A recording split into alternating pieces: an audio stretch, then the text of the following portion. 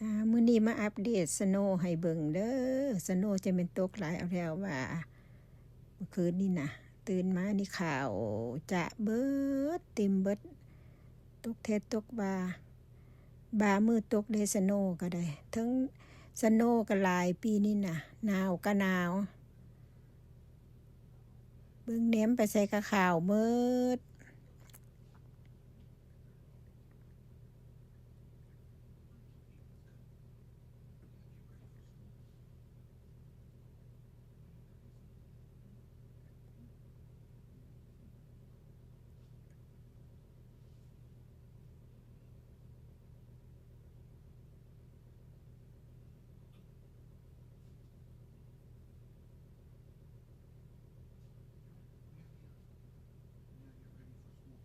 เมื่อยกว่าแต่สโนว์ได้ยามนี่นะ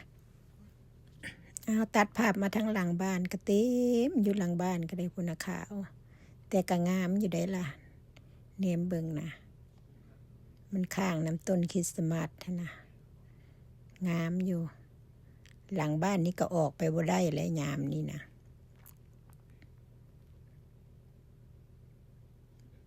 ปีนี้สโนว์หลายแท้ๆบามือตกนะ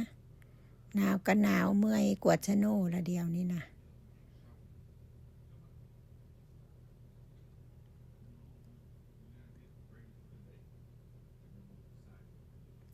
มาอัปเดตให้เบิ่งเท่านี้ละเด้ออยู่เมืองหนาวก็ได้เป็นจังซี่ละ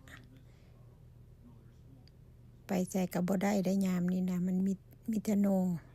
หนาวก็หนาวขี้ข้านออกฮอดถึงงั้นพุ่นละ